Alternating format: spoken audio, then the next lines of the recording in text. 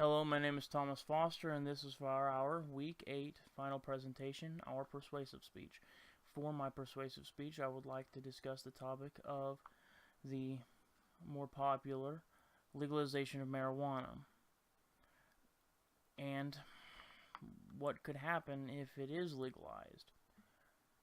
Even though I sympathize with the current budget predicament and acknowledge that we do need to find some more innovative solutions to get us on a path to financial stability, it gets fairly clear that in the concept of legalizing marijuana, the cost of legalizing it will outweigh any possible tax that could be levied on the marijuana itself.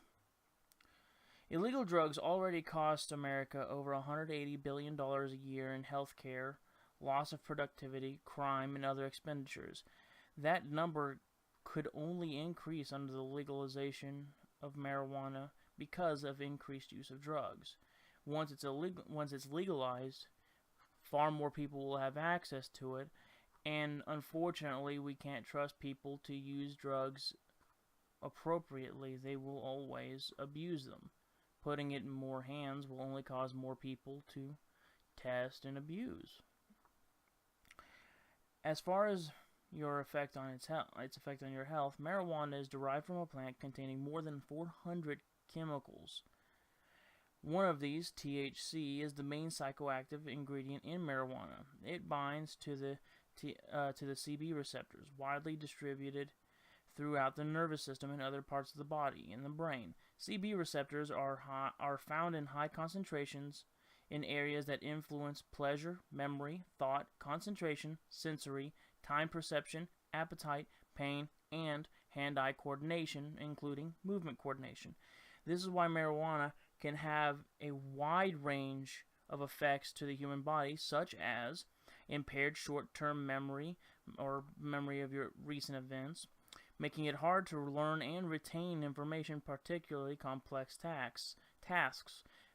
This would cause a lot of trouble with people trying to do intricate and very sensitive construction work, either on electronics or large machinery.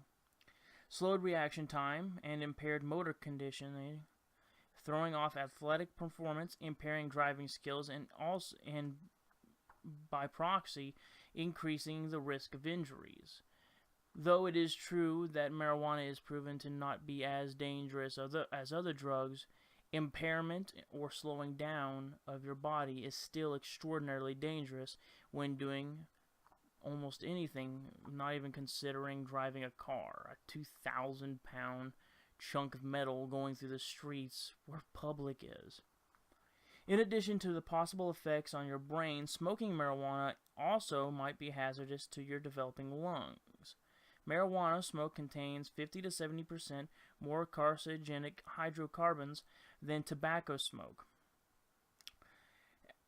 People who are dependent on marijuana frequently have other comorbid mental disorders. Population studies reveal that an association between cannabis and increased risk of schizophrenia and, to a lesser extent, depression and anxiety. There are now sufficient data indicating that marijuana may also trigger onset or relapse schizophrenia in people that are predisposed to it, perhaps also intensifying their symptoms. A number of studies have also shown an association between chronic marijuana use and increased rates of anxiety, depression, and schizophrenia.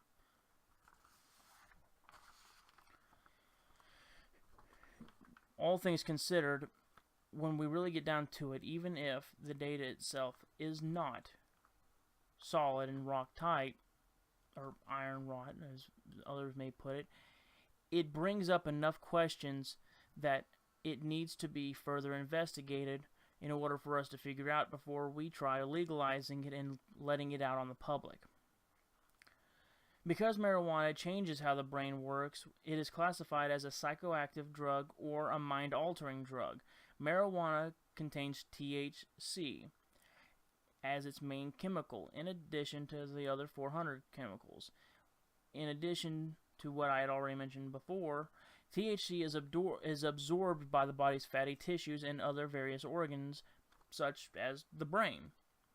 Drug tests can also detect THC several days after smoking sessions. In ongoing users, THC traces can be detected for weeks after they have stopped smoking.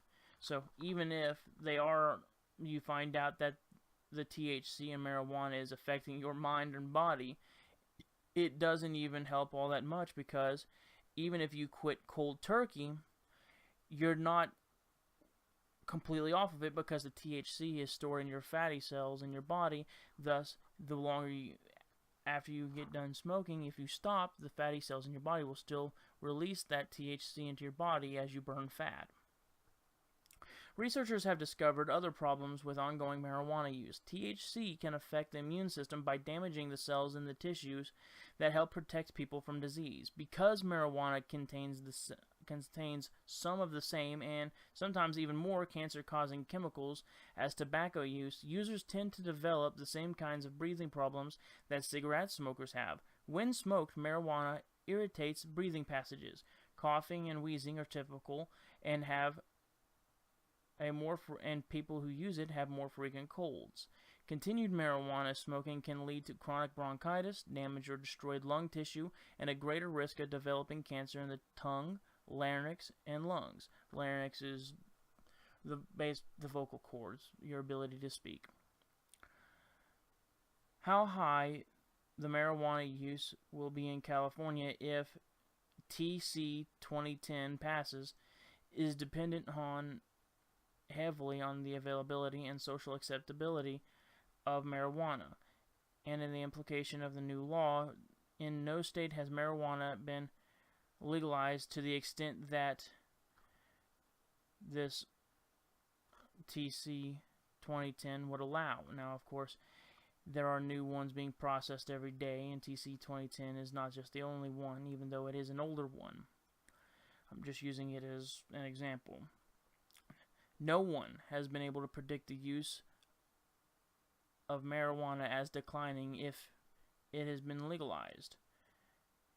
We already have evidence of higher usage at the present time in other states and in California counties, and we do have evidence that a change in availability results in increased fatalities. In California, for the 5 years since the medical marijuana program SB 420 was established in January 2004, we had 1,036 drivers and 1,240 fatalities in fatal crashes, compared to the 510 drivers with 631 fatalities for the 5 years before. That is an increase of almost 100%. Drivers who test positive for marijuana or report driving within 3 hours of marijuana use are more than twice as likely as other drivers to be involved with crashes, as researchers from Columbia University find.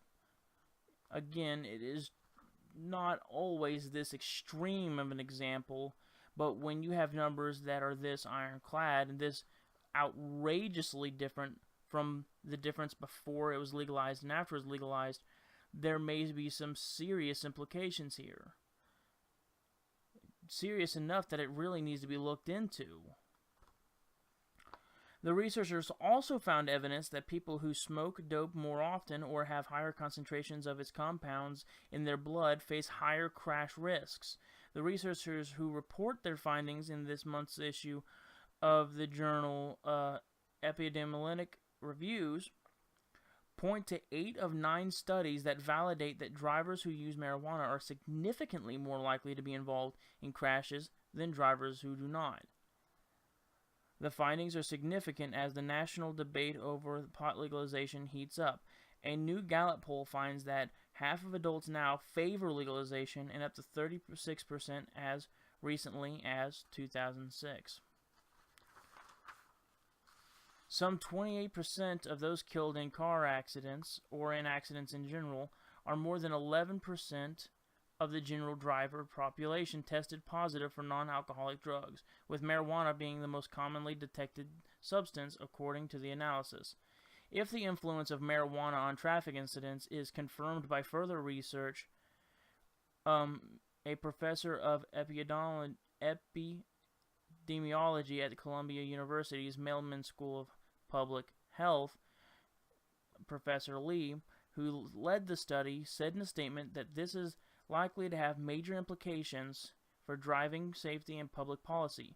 It would also play a critical role in informing policy on the use of medical marijuana. The problem is big, and it could grow as more states, such as California, start to allow medical marijuana or take other steps to make it easier to grow, process, possess, and consume. More than 10 million people aged 12 or older are estimated to have driven under the influence of illicit drugs in the prior year, according to 2009 to a 2009 National Survey of Drug Use and Health. When it really comes down to it, there are a lot of variables that can affect this. But when it gets down to the base, boils down to the very nitty-gritty, when you have increases of over 100% more crashes and deaths 5 years after the legalization of marijuana versus the prior 5 years, there may be other factors involved there, but that brings up enough concern to constitute holding off on the legalization long enough that we can discover what it is causing this, because those numbers are too extreme to be a minor coincidence. As far as things go, I actually am not opposed to the legalization of marijuana because of common misconceptions of what marijuana can do to you. In retrospect, marijuana by itself is not as harmful as a lot of people think. However, marijuana in itself is not always what people have. A lot of times marijuana is laced with many other drugs and can really harm your health, your body, and those around you. And that's my bit. My name is Thomas Foster. Thank you for considering.